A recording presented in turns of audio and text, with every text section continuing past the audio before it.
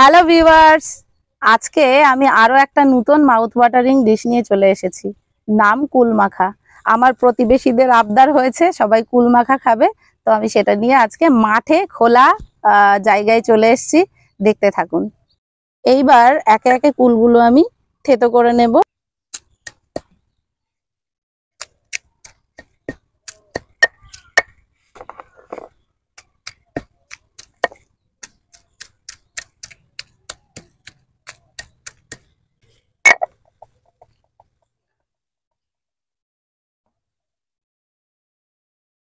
মাঠের এই মনোরম দৃশ্য চারিদিকে, আর সঙ্গে কুল মাখা।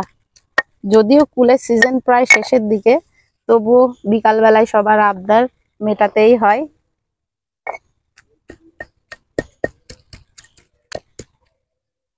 এবার এর সঙ্গে কাঁচা লঙ্কা, ধনেপাতা আর বাদবাকি মশলাগুলো বাটবো, বেটে মিক্স করব। এবার আমি ধনেপাতা নিয়েছি, কাঁচা লঙ্কা নিয়েছি, লবণ দিয়ে এগুলো বেটে নেব। ডালগুলোও বাদ দিইনি, কারণ ডালগুলোতে বেশি ফ্লেভার থাকে। রাফলি বাটবো, সে মিহি করব না। আর শুকনো লঙ্কার গুঁড়োটাও যাবে, এই জন্য এই কটা লঙ্কা দিয়েছি। আর সব থেকে বড় কথা হচ্ছে বড়ইগুলো খুব মিষ্টি, এই জন্য খুব বেশি লঙ্কার প্রয়োজন নেই।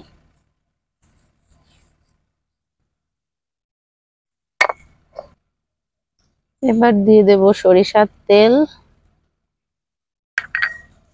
দিয়ে দেব কাসুন্দি,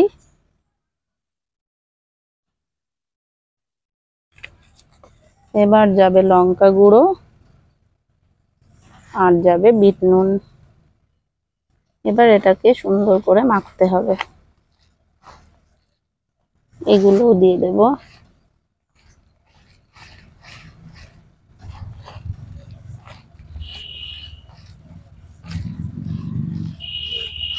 হাত দিয়ে এইভাবে না মাখলে সব মশলাগুলো সুন্দর করে মিক্স হবে না। প্রয়োজনে লবণ লাগলে লবণ দেব লাস্টে।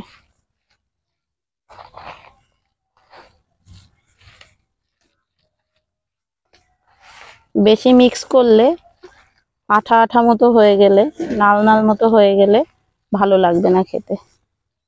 এবার উপর থেকে একটু কাঁচা তেল ছড়িয়ে দিই, আর একটু কাসুন্দি ছড়িয়ে দিই। এই হয়ে গেল আমার কুল মাখা রেডি। এবার আমি সবাইকে কলা পাতা করে দেব। এবার আমি সবাইকে কলা পাতা করে দিই, সবাই খেয়ে বলুক কেমন হয়েছে।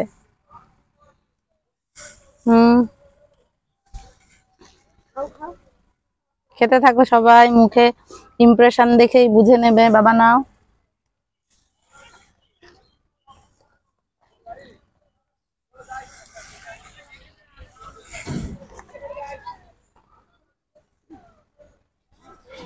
ও দিদি দাঁড়ান দাঁড়ান, দিদি আসুন না। না না আসুন না, আমি কলা পাতা করে দিচ্ছি, আসুন। এইটা ওনাকে দিতে হবে। মামি, কলা পাতা তো শেষ, হাতে দেবো আপনার, নাকি এইটাই নেন? কুসুম এইখানেই খেয়ে নেবে। কুসুম বাটিতে নেবে বাবা।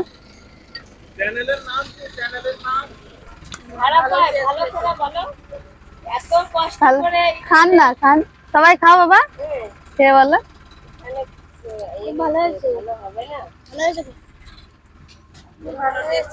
খুব ভালো।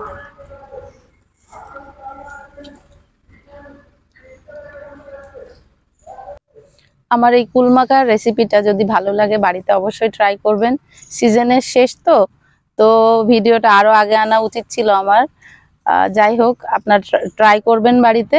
আর আগামীতে আমি একটা কুলের আচারের রেসিপি আনবো।